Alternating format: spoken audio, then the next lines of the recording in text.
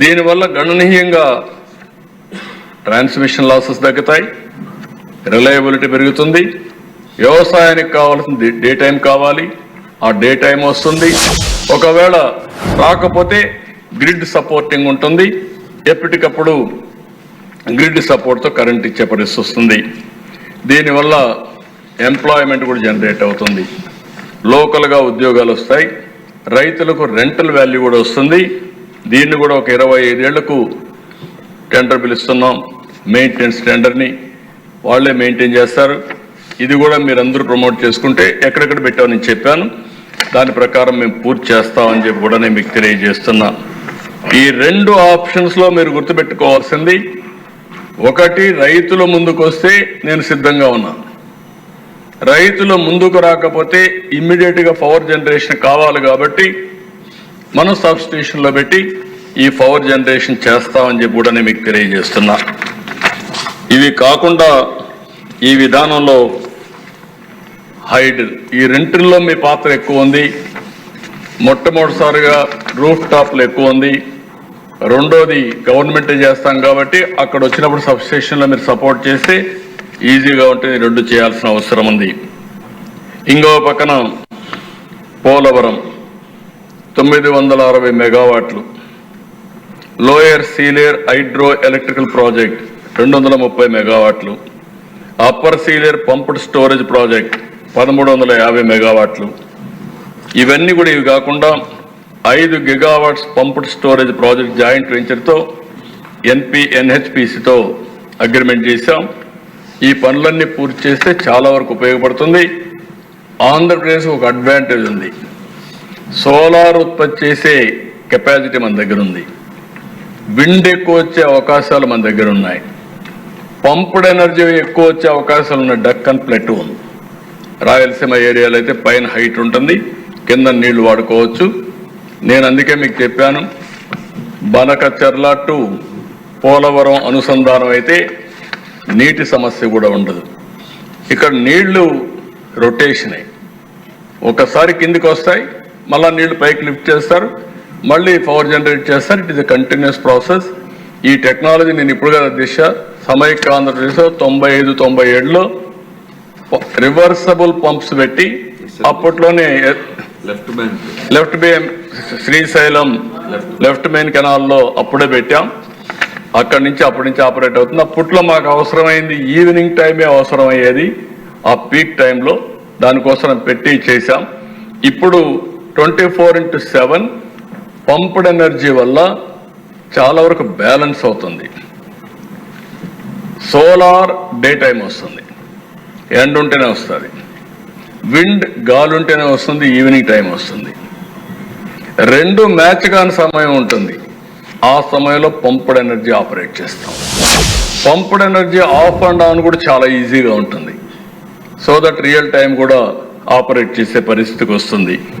ఒకప్పుడు హైడల్ ఉపయోగించేవాళ్ళం, ఇప్పుడు hydel capacity తక్కువ ఉంది కాబట్టి దీన్ని కూడా తీసుకొని ముందుకు పోతామని చెప్పి కూడా నేను మీకు తెలియజేస్తున్నా. ఈరోజు మీరు చూస్తే మన ఈ గవర్నమెంట్లో 24.10 గిగావాట్లు పంప్డ్ స్టోరేజ్ ప్రాజెక్ట్స్ని ఐడెంటిఫై చేసి అవన్నీ కూడా ఏ విధంగా తీసుకుపోతున్నాం. పంప్డ్ ఎనర్జీ అయిన తర్వాత, ఐడిల్ అయిన తర్వాత బ్యాటరీ, ఈ 3 దీనివల్ల బ్యాటరీతో తప్ప వీలు కాదు. అందుకని 1000 మెగావాట్లు బ్యాటరీ ఎనర్జీని ఎస్టాబ్లిష్ చేయడానికి ముందుకు పోతున్నాం. దీనికి government of India viability gap funding ఇస్తున్నారు. అంటే దగ్గర మీరు చూస్తే 27 లక్షలు ఒక MWHకి వాళ్ళు డబ్బులు ఇస్తున్నారు. 1000 మెగావాట్లకి దగ్గర 270 కోట్ల రూపాయలు గవర్నమెంట్ ఆఫ్ ఇండియా సబ్సిడీ ఇచ్చే పరిస్థితికి వచ్చారు. ఈ వర్క్ కూడా మీరు చూస్తే BESS ఫెసిలిటీ 3 సెంటర్లు పెట్టడానికి ముందుకు వచ్చారు. ఇది గవర్నమెంట్ ఆఫ్ ఇండియానే సెటప్ చేస్తున్నారు. ఇది రీపేమెంట్ టైం కూడా 12 years పెట్టుకున్నాం, వాళ్ళకి మనం పే చేస్తూ ఉంటాం. ఒకటి ఆ రీజనల్లో ఎక్కడైతే మనకు బ్యాలెన్సింగ్ ఫ్యాక్టర్ ఉంటుందో చూసుకొని అక్కడ పెడుతున్నాం. ఒకటి జమ్మల మడుగు 400 kVA సబ్స్టేషన్, ఇది జమ్మలమడుగులో ఒకటి, ఇంకొక పక్కన దానికి 225 MW టు 450 MWH ఇది పెడుతున్నాం. గని కర్నూల్ 400 KVA సబ్ స్టేషన్కి ఇది కూడా 225 450 MWH. Kuppam 220 KV sub station దగ్గర 50 మెగావాట్ల నుంచి 100 MWH. అంటే కుప్పంలో మేము ఒక ప్రయోగం చేయాలనుకుంటున్నాం, మీరు కూడా వర్కౌట్ చేసిన తర్వాత ఆలోచిస్తాం. ఎవ్రీ ఇంటికి సోలార్ పెట్టి అదే మాదిరిగా ఎంత కావాలనో అంత పవర్ అంతా అక్కడే జనరేట్ చేసి సోలార్ ద్వారా ఈ బ్యాటరీ కూడా పెట్టి పీక్ లోడ్ ఫ్యాక్టర్ని బ్యాలెన్స్ చేయడానికి బయట నుంచి రాకుండా అక్కడే సప్లై చేసే విధంగా ఈ బ్యాటరీ మ్యాచ్ చేస్తున్నాం. ఇది సక్సెస్ అయితే అన్ని నియోజకవర్గాల్లో ఇలాంటి పని చేసుకునే పరిస్థితి వస్తుంది. అయితే ఇక్కడ కొన్ని ప్రాబ్లమ్స్ కూడా ఉన్నాయి. పంప్డ్ ఎనర్జీ కంటే బ్యాటరీ ఎనర్జీ కాస్ట్ ఎక్కువ, అది కూడా మీరు గుర్తుపెట్టుకోవాలి. అంటే ఇక్కడ నేను చూసినప్పుడు ఒక ఎక్సర్సైజ్ మీకు చేశాం. ఆ ఎక్సర్సైజ్ మీరు చూస్తే వెరీ ఇంట్రెస్టింగ్గా కరెంటు ఛార్జీలు ఎట్లా పెరుగుతున్నాయి అన్నప్పుడు 2014 నుంచి 17-18 వరకు ఆవరేజ్ ₹4.40, ₹4.55, ₹4.28, ₹4.40, ₹4.40, మొత్తం ₹4.41 ఉంది unit average cost. Unit cost ఇది ప్రొడక్షన్ కాస్ట్ ఆవరేజ్.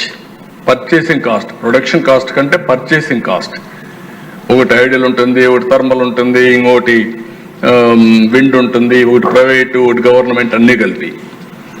ఇక్కడికి 19-20కి 23-24కి వస్తే 21-22 5.5, 22-23 7.77, 23-24 7.6, 61.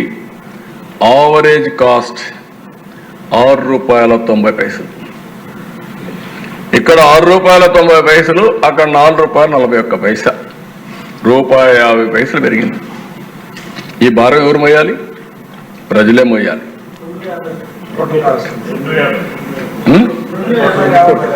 ఎన్ని కోట్లు నేను లెక్కేసి మళ్ళీ చెప్తాను.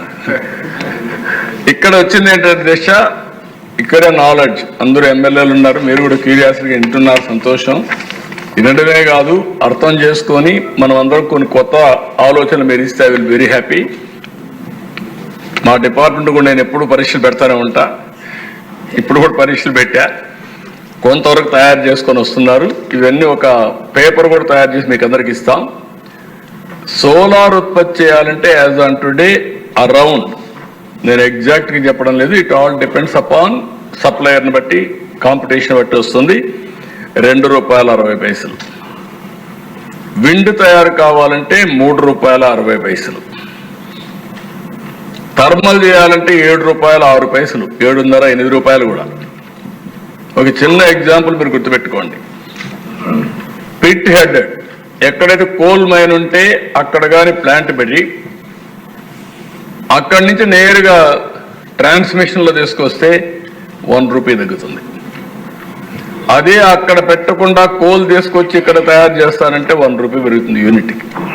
That is the money. అదే మరిగా రాబోయే రోజుల్లో కూడా కోల్ మైన్స్ పెట్టింది, థర్మల్ పెట్టింది, రా మెటీరియల్ ఒక పక్కన, ఆపరేషన్ కాస్ట్, అదే మరిగా ఫిక్స్డ్ కాస్ట్, ఇవన్నీ కలిపి ₹7, ₹8 అవుతాయి. ఇంకొక పక్కన పంప్డ్ స్టోరేజ్ ₹2.91 పడతా ఉంది. కానీ ₹2.91 సోలార్, రెండో కలిపితే ఎక్కువ అవుతుంది. అదే నేను చెప్పాను మీకు, ₹5, గ్రీన్ కో ఆవరేజ్ కాస్ట్.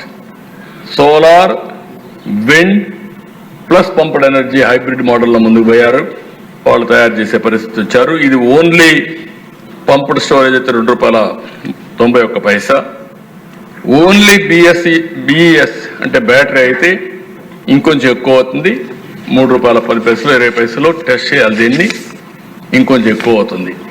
ఇక్కడ మీరు గుర్తుపెట్టుకోవాల్సింది సోలార్ తక్కువ, విండ్ దానికంటే ఎక్కువ, ఇంకో పక్కన థర్మల్ అన్నింటికంటే ఎక్కువ, పంప్డ్ ఎనర్జీ మూడో నాలుగో ప్లేస్ వస్తుంది. ఐదో ప్లేస్ వచ్చి నాలుగో ప్లేస్ వచ్చి బ్యాటరీ. ఇది ఫైన్ ట్యూన్ చేసి బ్యాలెన్స్ చేయాలి. యూనిక్ ఫ్యాక్టర్స్ ఉన్నాయి ఇక్కడ. ఒకటి సోలార్ ఓన్లీ డే టైం, ఎండ లేకపోతే లేదు, విండ్ గాలి వస్తేనే కరెంటు. మూడోది